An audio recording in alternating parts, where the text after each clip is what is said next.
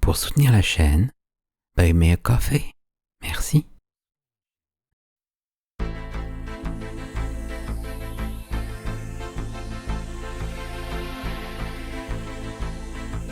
La Cité d'or et de plomb.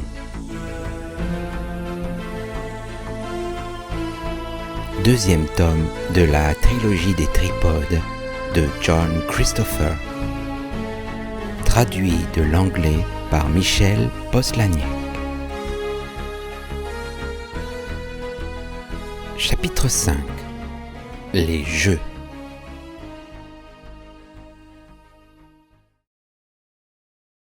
C'était une région de prairies jonchées de fleurs, à la terre grasse et prometteuse, au petit village prospère, avec de nombreux moulins dont les ailes tournaient lentement dans les chaudes rafales de vent. La saison n'était sans doute pas aussi en avance que dans le sud, mais le temps semblait s'être mis au beau. C'était un vrai temps de jeu, disait-on, bien qu'à mon avis, la fréquence de cette remarque indiqua que ce vrai temps de jeu était plutôt une exception. La ville était située à l'ouest de la rivière, derrière des prairies où il faisait chaud et lourd sous le soleil de l'après-midi.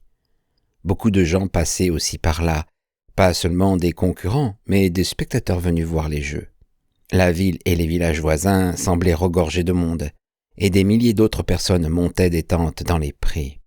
Il y avait un air de fête, une abondance de nourriture, de bière et de vins nouveaux, tout le monde heureux en apparence et habillé de son mieux. Nous étions arrivés la veille de l'ouverture. Cette nuit-là, nous avions dormi où nous avions pu, à la Belle Étoile en fait, sous des saules près d'un torrent. Mais le lendemain, si nous réussissions les éliminatoires et étions qualifiés, nous serions logés en tant que concurrents dans les longues cabanes de bois bâties près du champ. Pour atteindre cet endroit, on traversait la ville avec sa grande église à 2 tours et ses maisons repeintes. Puis, on contournait la colline qui la dominait. En nous y promenant une fois, nous y avons découvert une immense arène semi-circulaire descendant par paliers d'allées de pierre jusqu'à une piste centrale. Nous n'avons pu deviner sa fonction, mais les pierres étaient fendues, usées et déformées par le cours non pas des ans, mais des siècles. Et tous ces siècles, ai-je pensé, représentaient des générations et des générations avant l'arrivée des tripodes. Il y avait un village au-delà, et ensuite le champ. Ce dernier était immense, et les gens du pays en racontaient l'histoire. Au temps des anciens, disait-il, il y avait eu beaucoup de grandes batailles au cours desquelles, même si c'était difficile à croire, les hommes s'étaient sauvagement entretués. C'était ici le champ de la dernière bataille, la plus grande et la plus violente de toutes, assurait-on en dépit de certains avis selon lesquels les plus terribles combats étaient encore à venir. Entendant cela, j'ai espéré que c'était un présage de notre succès. Une bataille devait avoir lieu, et nous étions les éclaireurs de notre armée. Nous avions vu Moritz à la péniche, mais pas Ulf qui était parti boire. Moritz a été content de nous voir, mais il nous a enjoint de disparaître parce que la colère d'Ulf était encore forte et que notre arrivée, quoique ponctuelle, avait peu de chance de l'apaiser. Fritz, nous a-t-il dit, était monté au champ le matin même.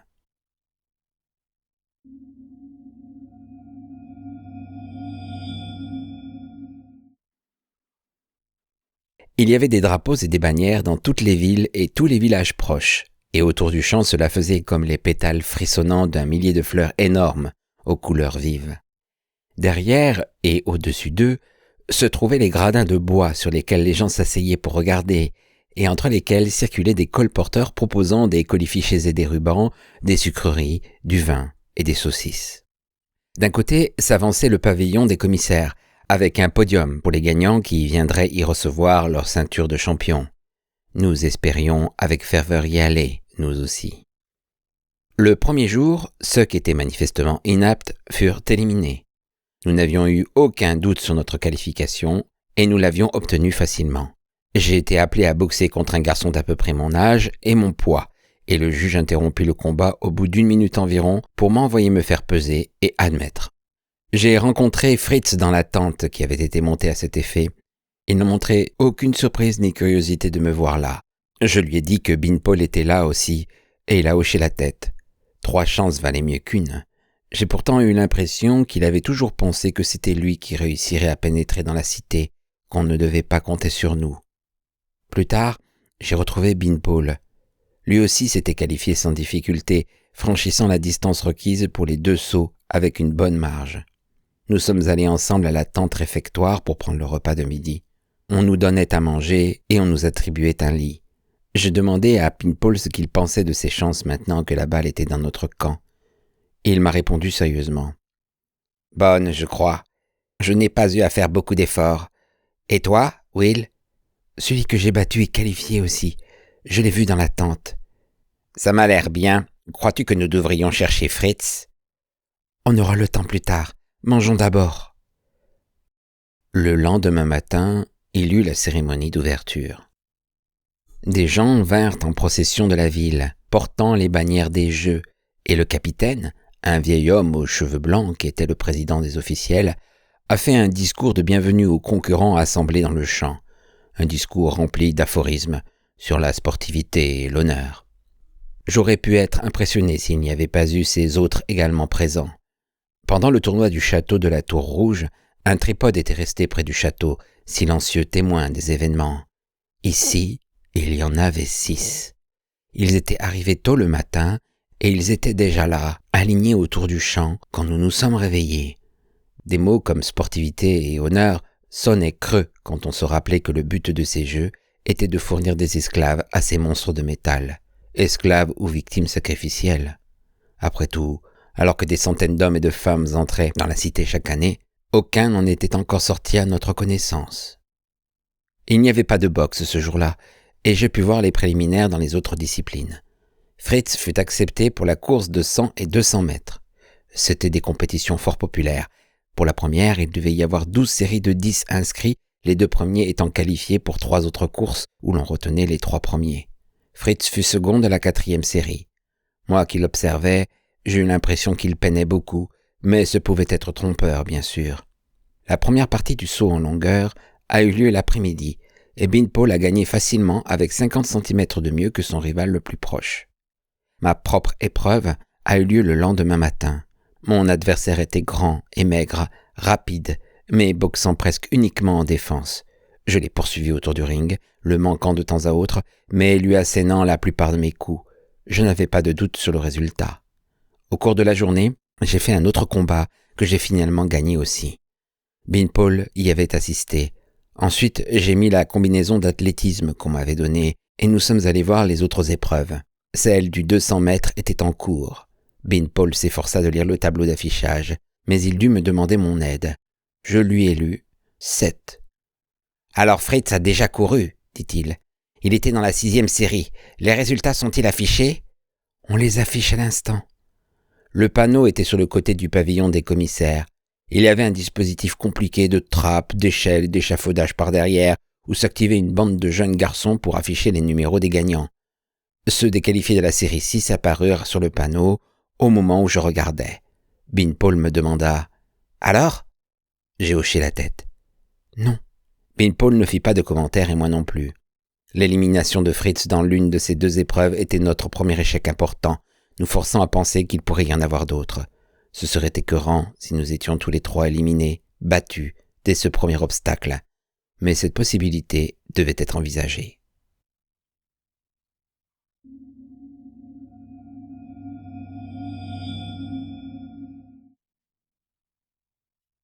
Et pour moi, cette éventualité devint très réelle lors de mon combat suivant.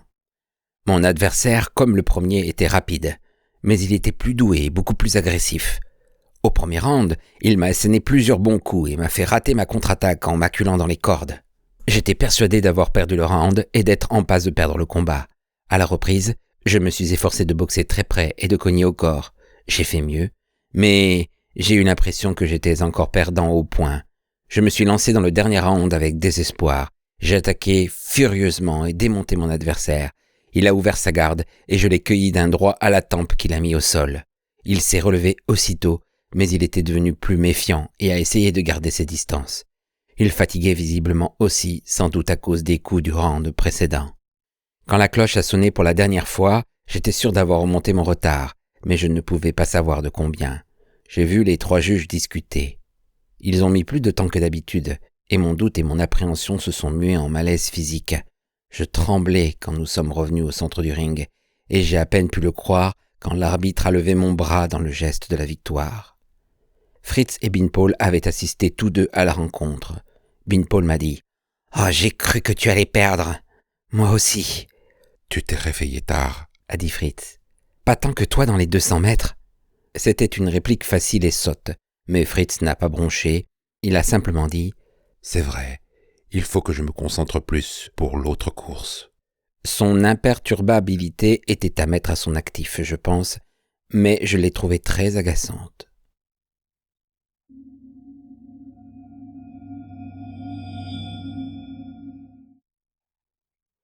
Deux événements se produisirent l'après-midi. Fritz se qualifia pour les finales du 100 mètres et Beanpole fut éliminé du saut en hauteur. Fritz était encore second, mais le vainqueur était à plusieurs mètres devant lui à l'arrivée et je ne donnais pas cher de ses chances. Beanpole était très démoralisé par son échec. Jusqu'à la dernière hausse de la barre, il avait bien sauté, avec assurance, et semblait certain de réussir. Mais à cet instant, sa coordination de gestes l'a trahi, et lors du premier saut, il a mal démarré et a heurté ridiculement la barre placée à hauteur de la taille. Son second saut a été meilleur, mais encore un échec. Au troisième, j'ai cru qu'il était passé, mais il a dû toucher la barre avec son pied. « Oh, c'est de la malchance !» ai-je dit. Tandis qu'il remettait sa combinaison, il avait le visage blanc de colère contre lui-même. « Comment ai-je pu sauter aussi mal ?» a-t-il dit. « J'ai franchi bien plus que ça des douzaines de fois, et là, quand c'est important... » « Il y a encore le saut en longueur. Je ne pouvais pas me soulever. » « N'y pense plus, ça ne sert à rien de ruminer. » « C'est facile à dire. Rappelle-toi ce qu'a dit Fritz. Concentre-toi pour la suite. » « Oui, je suppose que c'est un bon conseil. » Il n'avait pas l'air convaincu.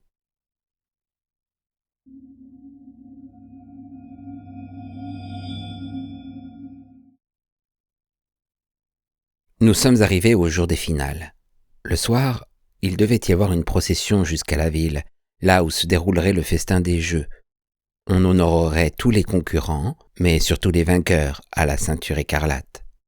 Et le lendemain matin, ceux-ci paraderaient sur le champ pour la dernière fois avant que les tripodes les prennent pour les emmener dans leur cité.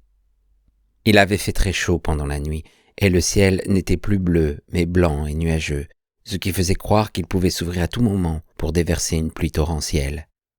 Le tonnerre grondait au loin. S'il pleuvait, les épreuves seraient repoussées au lendemain.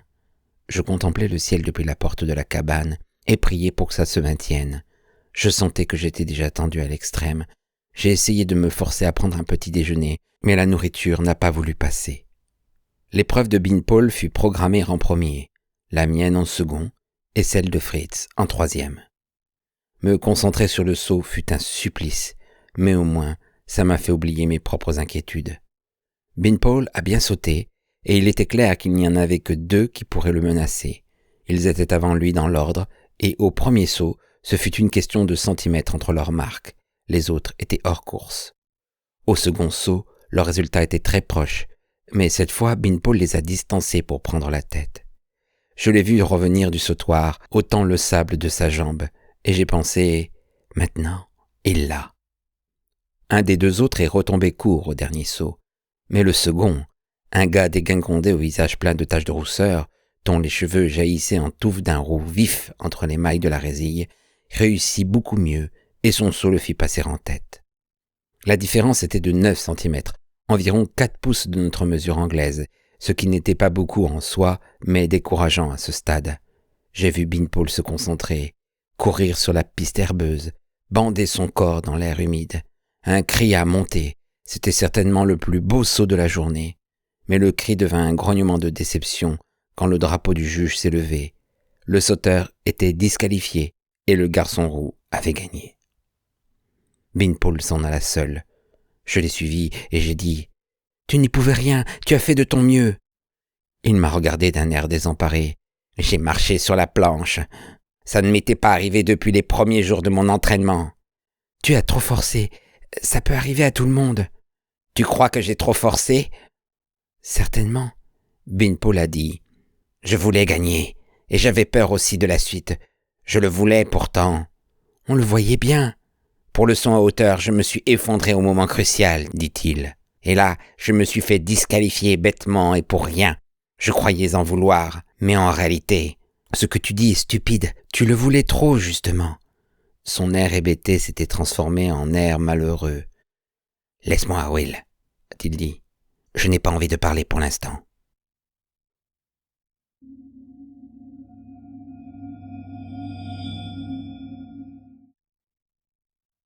Les finales de boxe eurent lieu tôt dans l'après-midi, et pour ma catégorie, c'était le second combat.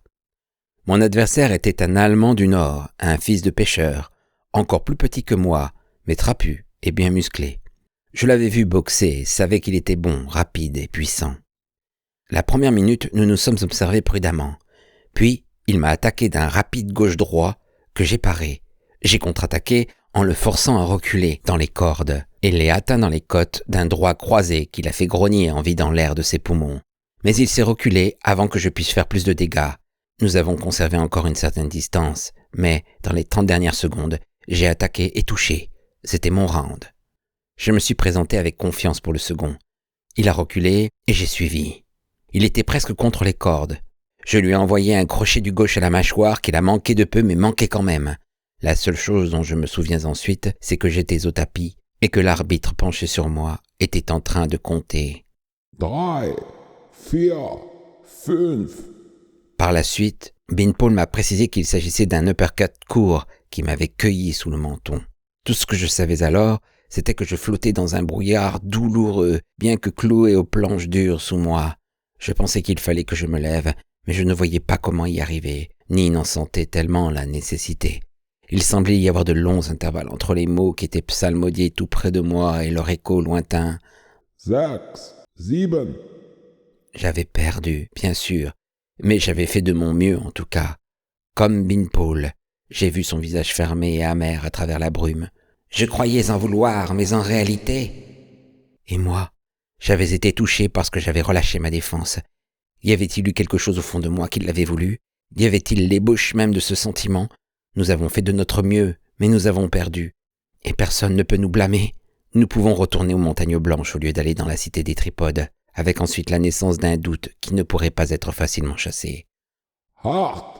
Je ne sais comment j'ai réussi à me relever. Je ne voyais plus clair et je titubais. Mon adversaire m'attendait de pied ferme. J'ai réussi à éviter quelques coups et à en donner d'autres, mais je n'ai pas su comment. Pendant le reste du round, il m'a poursuivi, et une fois, il m'a coincé et m'a bourré de coups.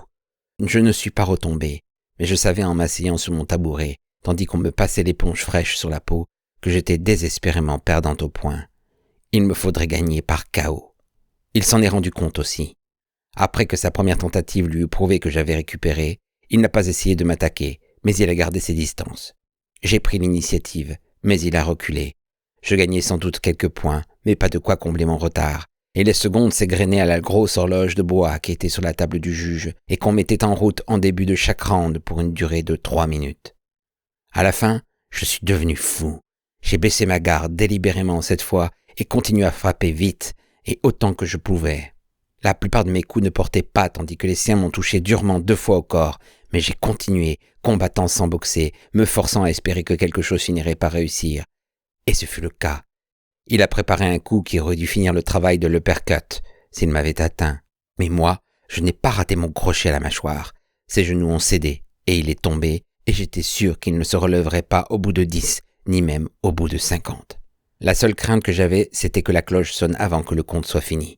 J'avais l'impression que nous en étions aux dernières secondes, mais mon esprit me jouait des tours. J'ai appris, à mon grand étonnement, que moins d'1 minute s'était écoulée depuis le début de ce dernier round.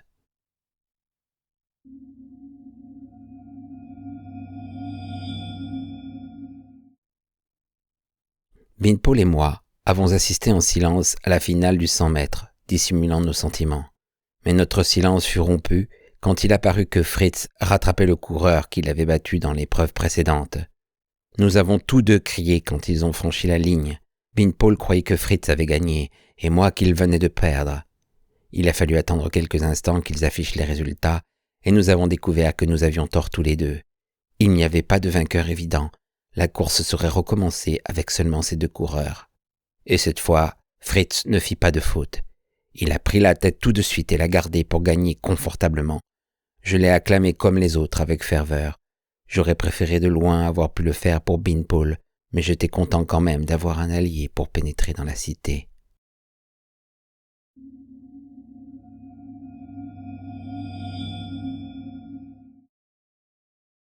Ce soir-là, pendant le festin, les cieux s'ouvrirent, le tonnerre gronda presque continuellement, et par les hautes fenêtres, je voyais des éclairs qui jouaient sur les toits de la ville. Nous avons mangé une bonne nourriture en énorme quantité, et bu du vin qui pétillait dans le verre et picotait la gorge. Et j'étais assis à la grande table, portant ma ceinture rouge comme les autres. Le matin, pendant la parade, une légère bruine tombait encore, le champ lui-même était trempé et nos chaussures toutes crottées de boue. J'avais dit au revoir à Beanpole et déclaré que j'espérais le revoir vite dans les montagnes blanches. Mais l'espoir était très ténu. Les 6 tripodes étaient présents, immobiles comme au cours des jeux, alors que la cérémonie des adieux se déroulait. J'ai regardé le visage de mes compagnons, tous heureux et exaltés à l'idée de servir les tripodes, et j'ai fait de mon mieux pour composer la même expression sur le mien. Mes jambes tremblaient. J'ai fait un effort pour les maîtriser, mais quelques instants plus tard, elles tremblaient encore. Nous étions plus de 30 répartis en 6 groupes. J'ai vu le groupe de Fritz partir le premier, se diriger vers le tripode le plus proche. Le tentacule se déroulait à leur arrivée près du grand pied métallique et les a soulevés un à un vers le trou qui s'est ouvert dans l'hémisphère, ce trou dans lequel, presque un an auparavant, j'avais lancé un œuf explosif de métal venant des anciens. Je n'avais pas d'armes désormais et ne pouvais pas en avoir. J'ai regardé partir le groupe suivant, puis le 3e et le 4e, puis ce fut notre tour, et en m'éclaboussant dans les flaques d'eau, je me suis avancé avec raideur en même temps que les autres.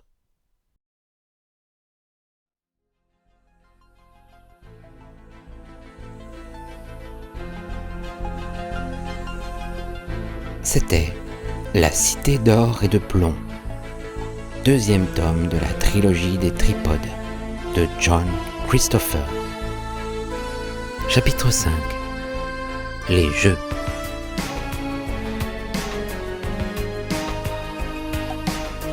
Si vous avez apprécié cette lecture, merci de liker, commenter et de vous abonner à la chaîne.